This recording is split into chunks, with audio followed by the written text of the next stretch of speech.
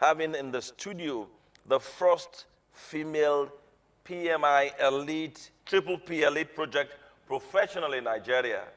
That is not Moi Moi or Akara at all. It's a big one. We've been joined by Ade Joke, Ade Boshin, who joined the respected League of Extraordinary Project Managers. Less than 300 persons globally with the Project Management Institute's PMP, PGMP, and PFMP certifications. Men, she also holds B Engineering, MBA, and all of those ones. In fact, when she walked into the studio, I said, man, this certificate is plenty. It's a pleasure to have you on the program. Thank you so very much. Good morning. Good morning. We're here to talk about project management, but before we go on into project management, I wonder, your first degree is in chemical engineering. Yes. Good. From chemical engineering to project management. Yes. Okay, chemical engineering is also about managing processes. Okay. And but after my NYSC, of course, you have choices. And by the time I completed my NYSC, I had the opportunity to work in an ICT company. Okay. And I started off as an enterprise account manager. And each time I close a deal, I realized that a project is birthed. And as the account manager, I have to manage the project from beginning to the end. And you love closing deals, and you still love closing deals. Yes, I love closing deals. I can see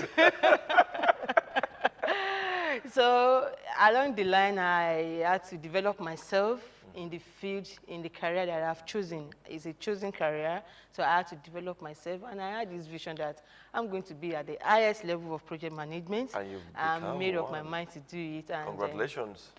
Today, it's big. It's a big one. Female PMI. The first female. P, in Nigeria. Yes, PMI grouped project, program, and portfolio management as triple P. Okay. So globally, there are less than 300 people. Yeah, I saw with it. Triple P globally.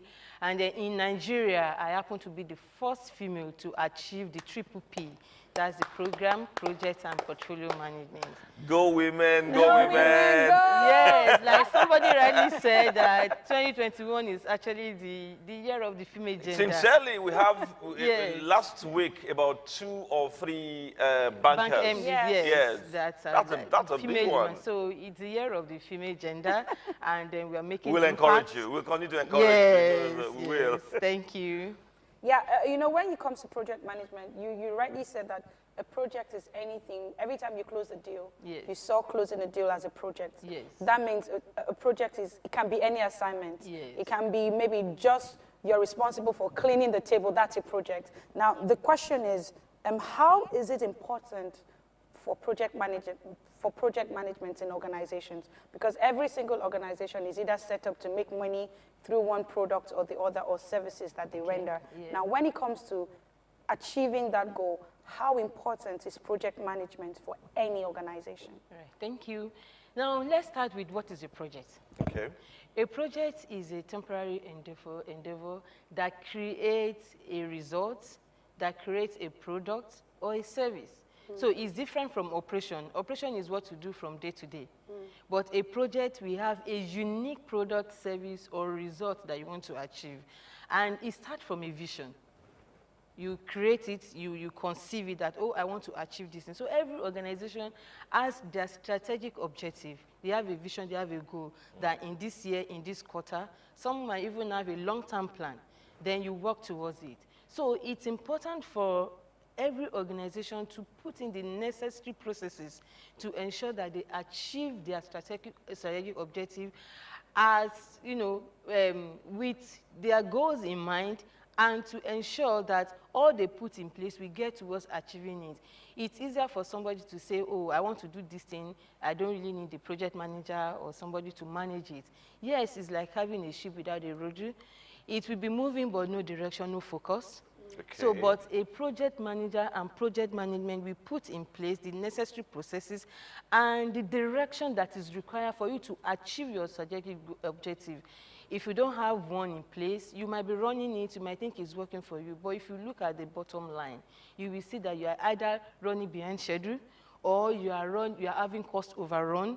So project management will help you to put all these metrics in place for you to know that, oh, am I doing well on my project, or am I behind schedule? That is the purpose of project management. He's like the captain of the ship. Yes. So tell us some of the skills required for that captain of the ship, that project manager. The first thing is that you have to have communication. Communication management is key, because the work of a project manager most of the time is communicating. And then stakeholder engagement. Everybody involved from the top to bottom, you have to engage them actively on the project and get validation of whatever you are doing at every step. Of course, when you start a project, you have milestones that you want to achieve. Yeah. At every milestone, there's going to be a gate phase review. Okay. Oh, okay, this is what evaluation. Evaluation review, yes. This is what we have done so far. This is where we are going. You look at where you are and where you are going. Look at your KPI. Yes, yes. You have the metrics, you have the KPI to measure that, okay, you're on track. And if there's going to be any change, of course, you get the consent and the approval from the sponsor or from the key stakeholder to, okay, we plan to go this route, but as we are going, we discover that there are impediments that might, bring us to a level that we don't want. Then you might want to change direction. If you are changing direction and you are still having your goal in focus, then you get the approval and move on and achieve what you want to achieve. So that is the purpose. That is the work of a project manager. So apart from that skill, any other skill? Yes, you have to have risk management skill, because at every point, you have to, throughout your project, you have to identify risk. You have to analyze the risk, the impact of the risk. Is it of high impact or low impact? The probability of the risk happening. You have to know it from the beginning and throughout the project life cycle. And also have a plan to mitigate the risk at every point in time. Then negotiation skill. You have to have the negotiation skill. You have to have leadership skill, because you have a project team that you are providing leadership for. So it's important that you have that leadership skill to be able to carry them along, to be able to motivate your team, because when a team is not motivated, you are not going to get the best out of them. So you have to have that leadership skill that will motivate the team and ensure that you have a successful project. And also, you have to be organized. As a project manager, automatically you have to be organized, because there are activities, there are sequence of activities. You have to follow it, because if you derail from your activities on the sequence, you're not likely to achieve your result at the right time and at the right cost. This seems to be the traits of a CEO, sort of. Yes. Because some of these qualities you've talked about should be possessed also by a CEO. So yeah, that's the beauty of being a project manager. Actually, in project management, we have the project manager, we have the program manager that is able to manage related projects, and then we have the portfolio manager. The portfolio manager is one that has the oversight over all projects and over all programs.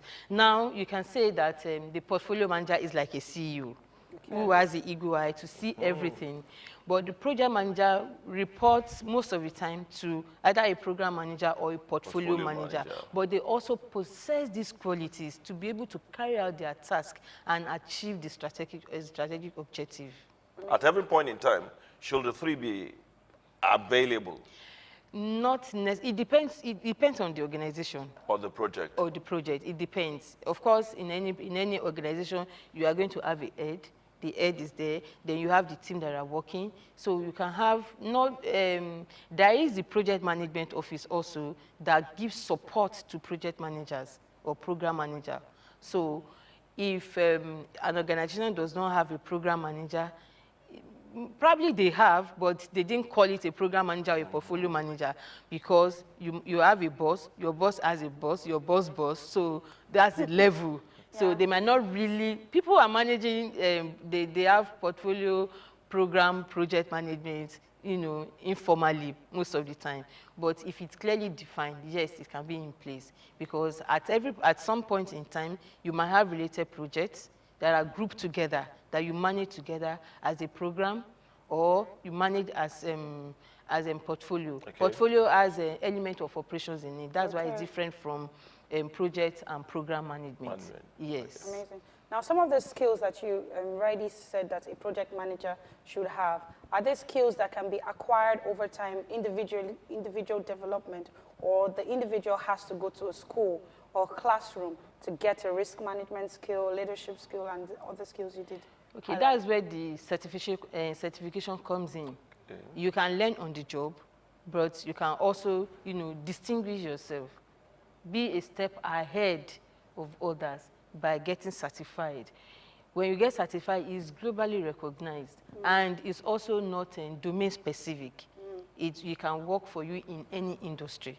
So when you get certified, then you don't need to be proving to me that you know it. Your certificate will show. Just like you can't just come up and say, oh, I know everything about chemical engineering without going to school. We must have something to show for it. So that's the place of the certification. That's the advantage. That is the edge above all that the certification will give to you. Now we are talking about Adejoke Adeboshin being the first triple P in Nigeria. It's because I have a certificate to show for it. Like a colleague told me one time, Joke, I'm inspired by your achievements. And you know what? I know all these things, but who will I be telling that I know? There's nothing to show for it. So that he's inspired, he's going to go and get certified in program and in portfolio management. So that is it. You can learn it from the job, you can know it, you can know everything, but the only way you can show the whole world that you are skilled in this area is when you have a certificate to show for it. So being a step ahead, in as much as you're learning from the job. Yes, exactly. So it saves you the time of, I know it's, try me out. Yeah, exactly. The certification actually provides it. Yes. Now, in successfully executing the project, you said that a project manager must follow the due process. Yes. Now, if I want to organize, carry out a project, what are the due processes I need to check? Okay. What is the first thing I do? What comes after the first thing? Okay. And what is the last thing to know? After I've done these things, now this is a successful project. All right. Now, projects start from initiation. That's conception. You want to achieve a result. So you look at, probably you have to do a visibility study, then you have to justify why you want to do that project, you want to go in that direction, either build that product or that service or create that result. Why do you want to do it? What do you want to achieve? That will help you to build your business case. Your business case will help you to know, is it viable?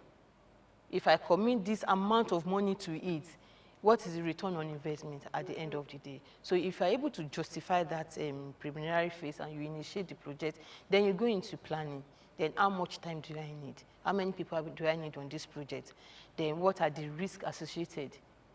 You identify the risk. Who are the key stakeholders in every step of the way? Then when you are able to do your planning, then you can set in motion things that you need to achieve, you want to do.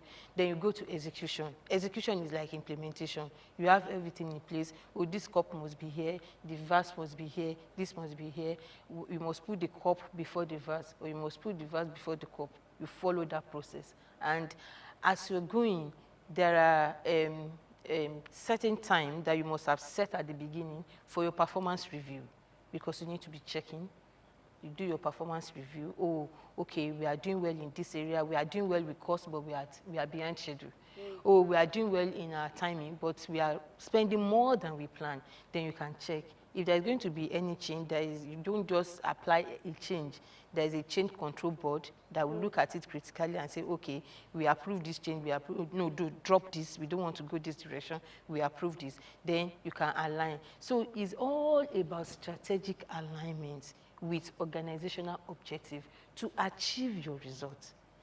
And you need skilled people to do it. So when you get to implementation and you are able, at the end of the day, you are able to match what you plan with what you achieve. Did I achieve my goal in terms of cost, in terms of time, in terms of all the other metrics that you put in place at the beginning? You use it to measure. Did I get it? Is it okay? Then you can say it's success. Then is my customer happy? Because that is key. If you are able to deliver a budget, you are able to deliver a project under budget and within the time, but your customer is not happy with your product, then you've not run a successful project, even though it's within budget, it's within the time, but is the customer happy? Did they certify that, okay, this is what I asked for and you have given to me? Then you can now say that your project is successful. However, measuring project success it depends from organization to organization. my key result area might be different from your key result area. Even if the project is similar, even if you have done that type of project before, every project is unique on its own. So your every project is unique. Yes, on its own. yes. They might be similar, but even if for instance, if you decide that, oh, I want to have a twin duplex, or I want to have a block of 10 flats, maybe 3 buildings or 4 buildings, each building is unique on its own, even though they are similar projects. So as you are carrying on, as you are raising this building, the challenges that you may face here might be different from what you face in the next one. So that's why you tailor your project management to the particular project that you are doing. So it's not a one-size-fits-all thing. You tailor it. And then after the implementation, there is a closeout because it must have an end. Either you finish the project or not, because sometimes if the business case is no longer aligned or is no longer justified, you might want to call it off. That, oh, this project is a no-no. We can't go on. Even though you've started, you've gotten to implementation, you're already carrying it out, but you discover that, no, it's not giving you the desired result, you may want to call it off. You end the project, you close the project, and you release the team to other things. And if it is successful, you are able to do what you want to do, you still have to close it out. Close it out, your procurement, make sure that everybody within the project is settled, the team is released, the customer is happy, and those are that's basically the process of a successful project. Yes. Amazing. Okay. How important is checklist? Even though you did talk about it briefly, how important is checklist in project management? No, when you have a checklist, it's like it's like a guide. Before you start, you make a list of, oh, okay, I'm going to do visibility study, I'm going to do my kickoff meeting, I'm going to identify my stakeholders, I'm going to do this during implementation, the risk management, the risk implementation strategy that I'm going to employ, and then the procurement, and all of those things. You have a list for it. So as you go along, you are checking and you are ticking, okay, I've been able to achieve this. So it's very, very important. It's a very vital document for project managers to have, so that it will guide you. It will help you to know that, okay, I'm on track. It's like a roadmap that you follow. That, okay, I've listed all these 10 items as my checklist as I'm doing this work, and then you are ticking it as you are going. And if there's anything that is not aligning, the checklist will help you to refocus. If you are going in a direction that you're not supposed to be going, it will help you to refocus. Oh, you're supposed to be doing number 4 now, but you've jumped to number 5. What happened? You look at, okay, where you are, where you need to be, look at the gap, you do a gap analysis, and then you do a corrective measure to ensure that you're on track. So checklist is very, very important for a project manager. Now, for an organization who might just say, we don't need a project manager, I can't do these things. How important, for someone who is setting up an organization, is a project manager? For you said it's for anything that you've initiated and there's got to be a desired result is a project. Yeah. How important is it to put someone on the project? Because we find out that many a times when goals are being set, nobody is actually giving that project to manage and say, okay, you see it through. They believe, oh, everybody knows the vision, so we will all achieve the vision. How important is somebody being on it for any project, whether it's a church project? Someone owning the vision. Owning the vision, owning church. the project. Exactly. Whatever So it is. I said earlier, a lot of people, a lot of organizations do that, thinking that, oh, by just telling the team, this is the vision, just run with it. They are going to save costs. At the end of the day, it's like a ship without shepherd. Nobody is checking. Nobody is monitoring, because throughout your project, you have to do monitoring and control. So it means that there will likely be no control. Nobody is taking ownership of anything. Nobody is responsible. Nobody is accountable. And these are the key things that you achieve with project management. Somebody must be accountable. Somebody must be responsible. So it's important for organizations to embrace having a project manager over their project. Whatever extra you think, oh, I'm spending maybe about 20% more on the project budget, you are spending more because you have a project manager or you have the processes in place. Is that actually a cost that is saving you cost of rework. When you have people just doing things on their own, or everybody is running with the vision, yes, we have somebody running with the vision without appointing somebody to oversee that. You will be having costs that you cannot really, that you will have been able to cut off. If somebody is looking at it, oh, if you are planning to do this thing for $10,000, and you have a project manager who will do the analysis and break it down and say, oh, we can actually achieve it at $8,000 or $9,000, it will save you cost. But when nobody is in charge, these things can go in disarray. And at the end of the day, you might think that you are achieving results.